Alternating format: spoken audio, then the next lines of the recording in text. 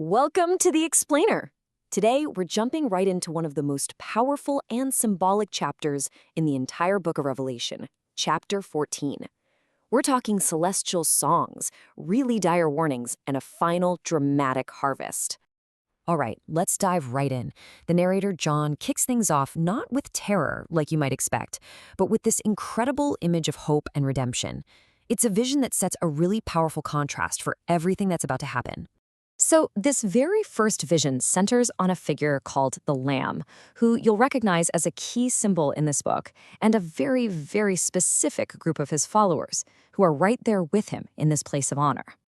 And the text is incredibly precise about this. It states that exactly this number of people are standing there with the Lamb.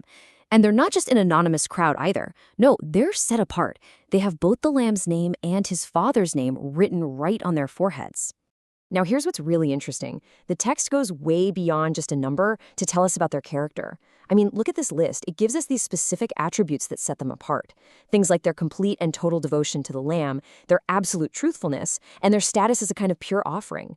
That term, first fruits, is absolutely key to understanding this. You know, in ancient farming cultures, this was the very best part of the harvest, the first part, which was given back to God as a sacred gift. So calling this group first fruits implies they're a consecrated beginning, the first and the best of a much, much larger redemption to come. Okay, from that serene mountain scene, things shift dramatically. We go from that beautiful song to the sky itself, where three angels suddenly appear, and they are making these huge, global proclamations that everyone on Earth is meant to hear. The messages they deliver come in a very specific sequence. It's a deliberate buildup. Each angel's cry builds on the last one, and with each message, the stakes for all of humanity get higher and higher. The first angel's message is this universal call to action. It's for everyone, everywhere. And the command is simple. Worship the Creator, because the time for judgment has finally arrived. It's happening now. Right after that, the second angel comes in with this huge declaration of ruin. A powerful, corrupting force, symbolized as Babylon the Great, is announced to have completely collapsed. This is often seen as a stand-in for worldly systems opposed to God, and its downfall is a massive turning point. And then you get this third message. And honestly, it is a severe and frankly terrifying warning. It's aimed directly at anyone who aligns with the main antagonist of this story, the beast, and it lays out the horrifying consequences in no uncertain terms.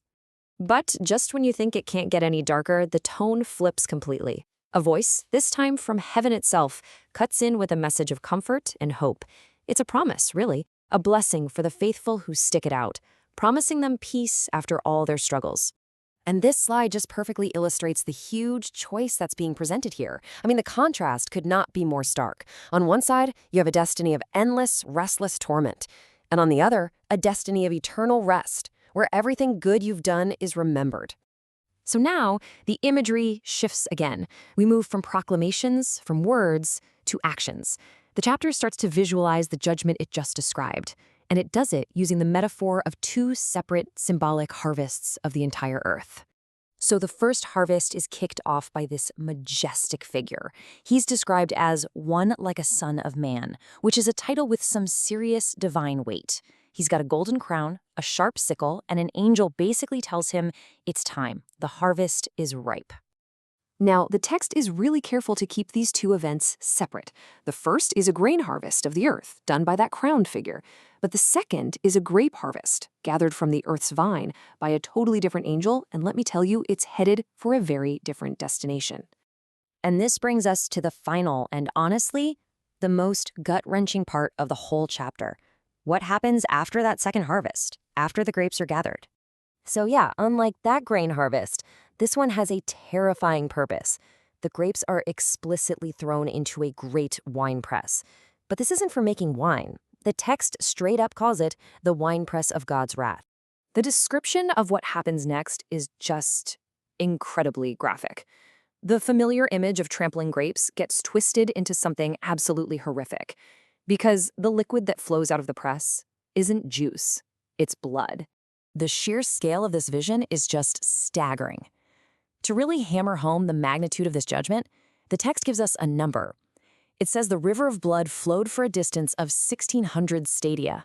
To put that into perspective for you, that is an unbelievable distance. And it's not just a thin line either. The text adds that this river of blood was as deep as a horse's bridle. It's this absolutely massive, apocalyptic image, and it's designed to convey the sheer totality of this final judgment.